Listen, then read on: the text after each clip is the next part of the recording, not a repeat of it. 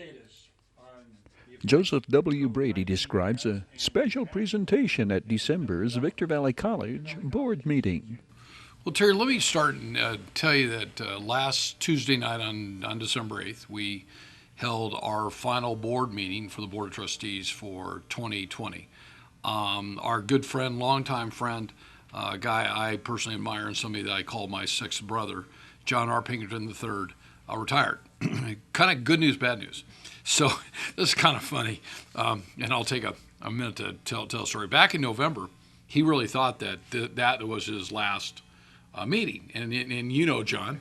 Well, when John digs his heels in and says, this is my last meeting and I'm not here for big goodbyes and stuff, he was really serious. Well, shortly thereafter, kind of the rally cry went out. So Brandon Wood, who will be our incoming president next week, we have a special board meeting to kind of reposition everybody and to welcome in Sharon Pinkerton, who ran unopposed, and so Sharon is John's better half, a whole lot better looking, got a great personality.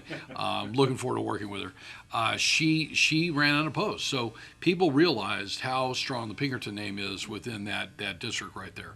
Well, I want to thank there are four politicians that really did a great job on this, and the first one was Colonel, our former Congressman Paul Cook. He's now our new Board of Supervisor. He resigned one day from Congress and became supervisor the next day.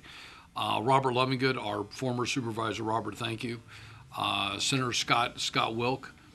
Rebecca Tennyson was great in trying to facilitate that. And then Jay Obernolte, who's our former assemblyman and now our new senator. So I reached out to them in November and said, would you do me a favor? I just want to put this little plug in. Everybody knows that John's a pretty staunch Democrat. So at that, he wrote proclamations, and they were gorgeous. They were really nice.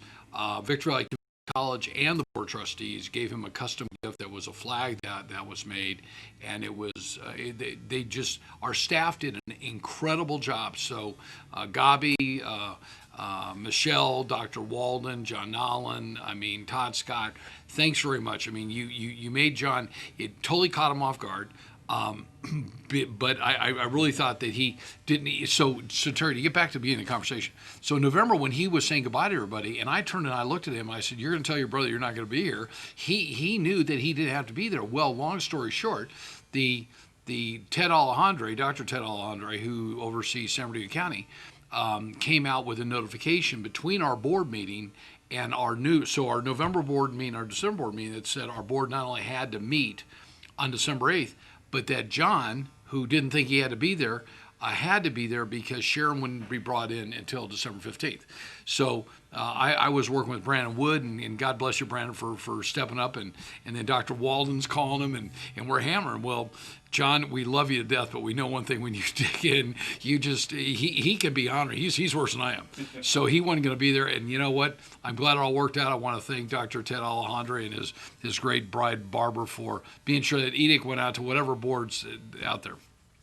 We did have some great news.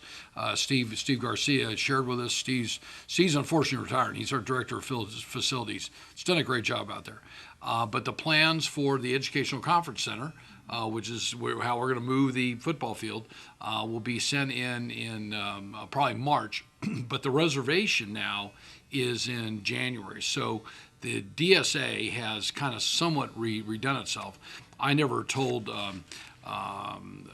Steve that my stepfather, my godfather, I call him Ted Dutton, used to be very involved in that agency and probably had something to do with that agency at one time as a chairman. The plans will go on in, so hopefully they'll get kicked out, let's say by June. Then they'll start the bid process, and hopefully they'll be under construction by the end of the year. The one thing that we did do at the last board meeting was we approved the purchase of the turf that has to be ordered well in advance. That's about $800,000. And it will be able to take on the type of climatic changes that we have up here, more so the heat. And then the track itself, so everything's being moved from where it is. That track was almost about $800,000. So both of those were expenditures under our bond, which we had sold and been approved. So that's really exciting. We have one more item that we'll be talking about in our next board meeting or two in repairing the solar array fields that we have down there. Solar is a huge component to our college. It saves us a lot of money. And we're working with a local contractor. So one of the things that we have really prided ourselves, Terry, is we want to use as much local labor and general contracting as possible. So we have a big bid to fix some of the solar array that we have, replace it. So some of the parts have broken, and the company that originally put it in like 10 years ago is not there. So that's really exciting. Everything's good. Your question earlier about sports.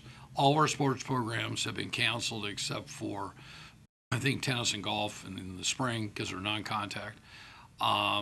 We are really, really hoping that this changes. Now, some people don't necessarily agree with our governor, and I can't say I agree with all the things that he does. And I don't agree when he's out having dinner at a restaurant that's $500 a head and he's closing down other ones. But I do think that he has thought about basically kind of the shutting down where we're still able to survive. So we're still able to go to work.